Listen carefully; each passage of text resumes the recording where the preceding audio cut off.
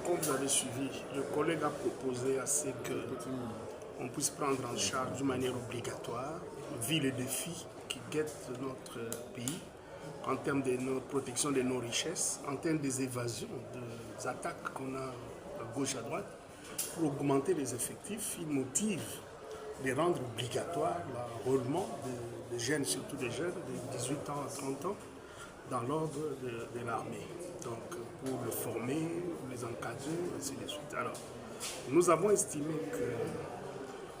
qu'il n'a pas peut-être, lui, visité toute la littérature législative ou réglementaire du pays et qu'on a rappelé que l'ordonnance, disons, le décret loi 032 de 1997 organise le service national et que le contenu qui est dans sa loi, dans la proposition de loi, revient dans le fondement même du service national. Alors je leur ai recommandé de faire une bonne lecture et de voir dans quelle mesure, soit il modifie le service national, la loi portant, le décret portant le service national, ou alors qu'il intègre un certain nombre d'éléments parce que c'est bien défini dans le service national, c'est question de donner encore du punch au service national pour répondre à ces besoins-là.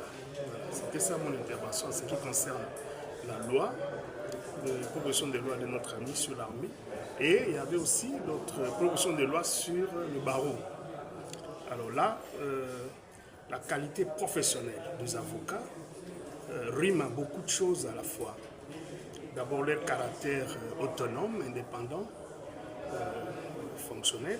Et il y a aussi de l'autre côté des propositions que les collègues Gary et Boris ont proposées, qu'ils entrent dans un régime salarial. C'est un régime où vous prestez, on ne vous paye pas en titre de vos honoraires, mais vous restez comme un salarié. Alors, j'estime que ce régime-là n'est pas commode par le fait qu'eux-mêmes ils ont proposé dans l'article 51 les incompatibilités. De toutes les incompatibilités, un avocat ne peut pas être dans une position que quelqu'un lui paye ou dicter, parce que quand quelqu'un vous paye, il a de l'autorité sur vous. Alors, je voulais bien qu'il me clarifie un peu sur cette incompatibilité pour que nous puissions voir dans quelle mesure participer à ça. Alors dans cette même proposition de loi, il y a été question aussi d'élaguer le défenseur judiciaire au niveau sur l'étendue du pays.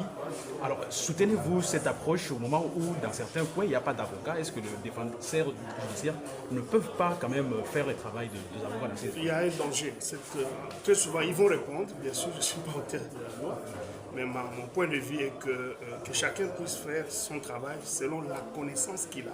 Parce que défendre quelqu'un, il faut mirer et avoir la connaissance suffisante ainsi que l'expérience. Parce que la profession d'avocat, hormis la connaissance, il y a aussi l'expérience qui compte. Parce que le nombre de procès, le nombre de dossiers que vous côtoyez, vous côtoyez dans la vie, constitue des expériences. Alors, moi je vois mal comment un défenseur peut aller à la cour d'appel par manque d'avocats. Mais je pense que c'est une question d'harmoniser. Ici, nous sommes dans un domaine de loi. On définit des principes fondamentaux et généraux. Donc, je pense qu'on va y revenir dans d'autres textes. De l'Assemblée nationale.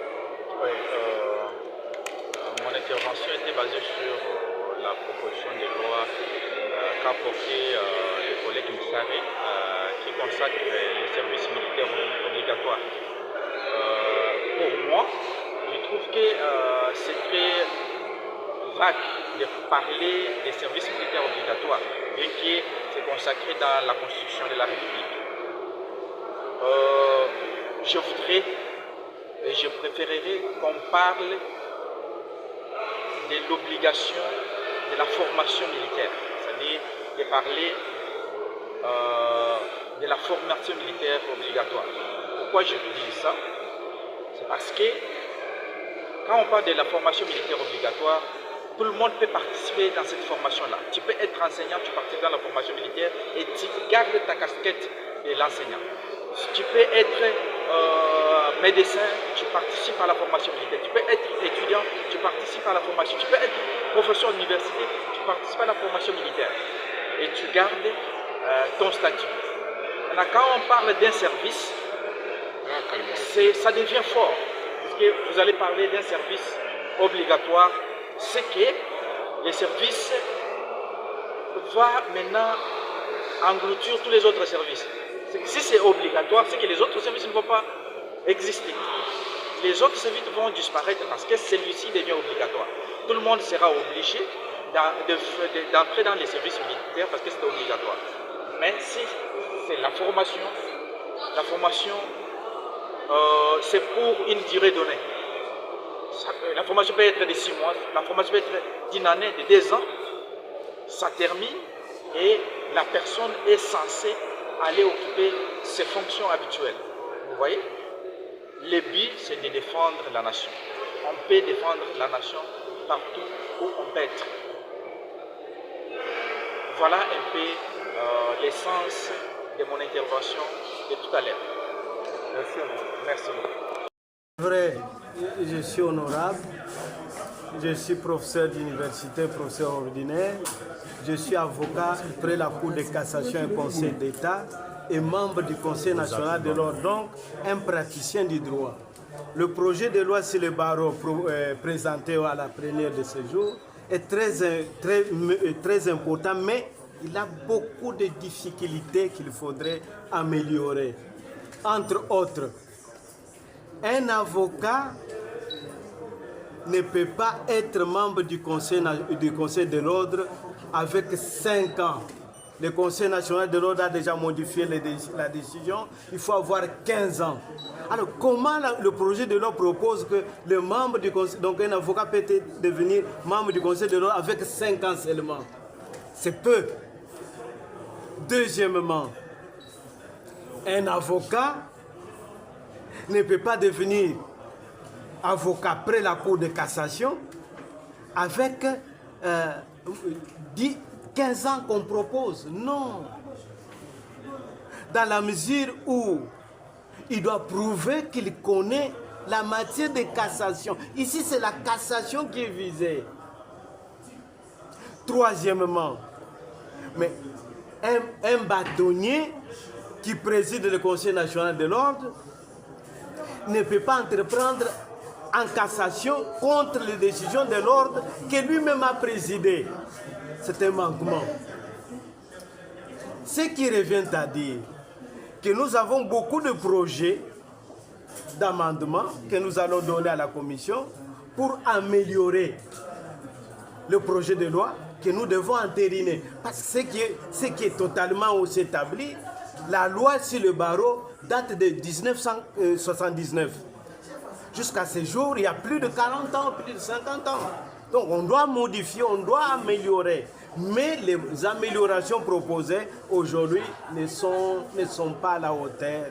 Il faudrait qu'on puisse les amender pour aller de l'avant.